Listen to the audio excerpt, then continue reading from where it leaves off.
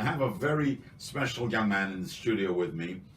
He's done some crazy stuff in his life, from what I've been reading up here. His name is Cameron. So Cameron Bellamy. And Cameron, you're from, where are you from? From South Africa. South Africa. All right. So he's from the mother country, the mother continent, Africa. Now you're doing something, the seven oceans. So tell us first of all a little bit about this seven oceans thing, how it's defined and so on. Yeah.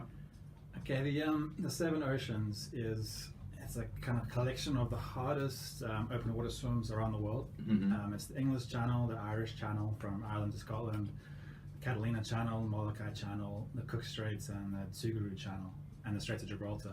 Tsuguru.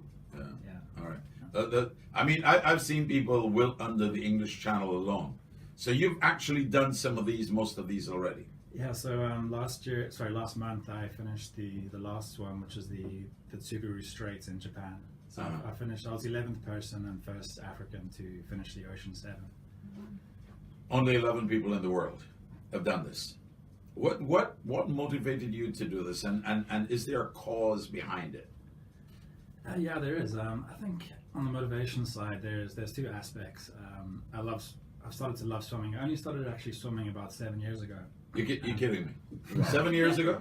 I already wanted to swim the English Channel. I just want to let you know he's not a teenager. He's an adult, and he started swimming 7 years ago. Okay.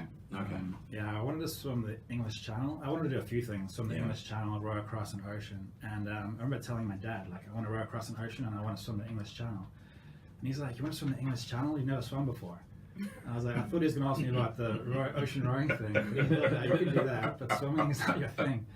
But I had about 8 months to train for the English Channel, so I learned to swim, trained a lot, and I really scraped through the English Channel. But I really enjoyed the training and just swimming in general, so I decided to keep going. I mean, isn't that water unbearably cold?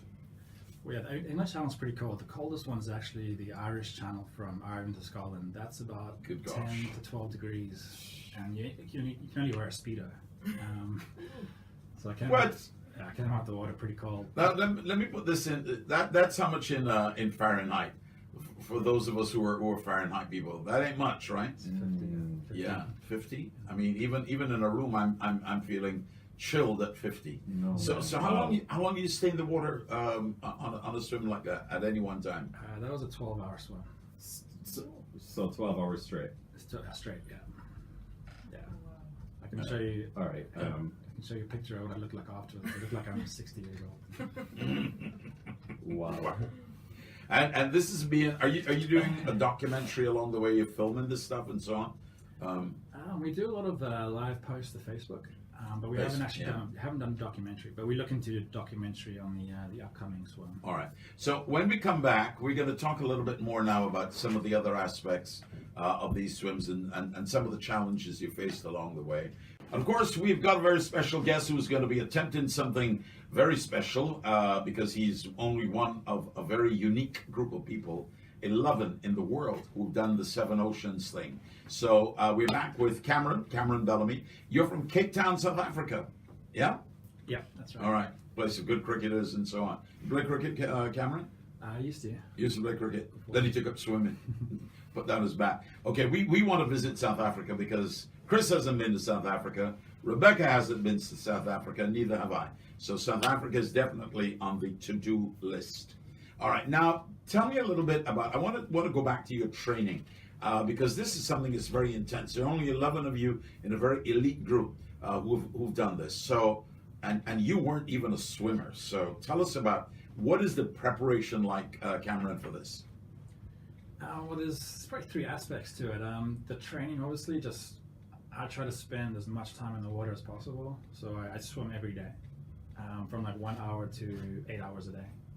And so obviously there's the technical aspects. So you have to be swimming well, especially if I'm doing a really long swim like the swim that's coming up. And then there's also the mental preparation. I think that also comes from just spending so much time in the water. I mean, tomorrow I'm actually going to be doing a 24-hour swim in Carlisle Bay, just going up and down. And what? 24-hour swim in Carlisle Bay. So I think that really kind of helps the mental aspect. 24 hours. So you go back and forth and back and forth. So you wear lots of sunblock and that kind of stuff and so on. Yeah. What kind of breaks do you take in between? Water breaks. Yeah, I'll take probably do like 4 hours and take. We're not talking cricket here, by the way. I take probably swim 4 hours and take a 20-minute break just to kind of get some food and refill my water bottle. But during an actual swim, I'll only take every half an hour. Take like a 10-second break, and then keep going, and then 10-second break, and keep going. Okay. What? This is You messed that up. Sorry. Yeah. 10 seconds? 10 seconds. I mean, that's barely Every half hour. It's basically just a drink. Drink some whatever you have. get some fluids in, Fluids and go. and away you go. So we're in Carlisle Bay. Where's the starting point, kind of thing, and so on. And can people come out and see part of this? Yeah, of course. I'm going to be starting at Pebbles, and then just going up and down. Starting at 9 a.m. tomorrow, and then going to Saturday 9 a.m. So your local supporters, they're going to be out there with you during the night. Who's out there with you at night as you're going back and forth? Well, nighttime, I think it's kind of safe out there because there's no boats. They're obviously the But most dangerous aspect is the creatures. there's creatures too, but I mean, yeah, that's just something. I got stung by a jellyfish the other day. It wasn't too bad, but at least like in Carlisle Bay, I'm kind of close to land, and I can go ashore and I can get somebody to help me if something did go wrong. But I will have support out there most of the time. All right. So you got some people on night shift too as well. So he's doing a 24-hour, and this is just a practice run for your swim around Barbados. Yeah. Yeah, exactly. So Preparation. Preparation. Yeah. So What about diet? Tell me about diet. I mean, does diet? What part does diet play, or do you pretty much eat anything because you're going to burn it off anyhow? Yeah, that's a good point. I think a lot of people who do what I do, they focus on having a really healthy, like high protein or high carb diet. I pretty much just try to eat everything I possibly can. The way I kind of see my body is like, I kind of see it as a furnace. Everything I throw in there is going to get burnt up straight away because I'm training so much. So if I get like a pasta or chicken or sweets or chauffette or whatever, it's straight in gets burnt up straight away. So All right. So they got some. So have you had Bajan fish cakes yet? of course. Oh yes. Okay. Oh, okay. Well, it's a really good bread and twos. Although I usually like to ask them to make it a 3. A bread and 3. Right downstairs at the rum stop. What about alcohol? I guess you don't do alcohol when you're training. I cut it out. I mean, everything in moderation. Yeah. But, yeah. Oh, no, okay. So even a little alcohol too as well. Goes straight into the furnace.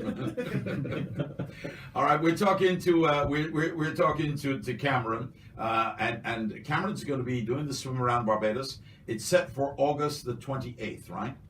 Well, yeah, we actually have a 2-week window where we're going to wait for the right weather, and that's going to be between the 25th of August and the 10th of September. And the actual swim should take you how long, you figure? It'll be probably between a day and a half and 2 days, so about 36 hours to 48 hours. All right. And Cameron, before you entered into this field, what were you doing before? Well, I mean, I have a career. This is kind of like my hobby. So what is your career? I'm in technology. I grew up in Cape Town, but then I've lived around the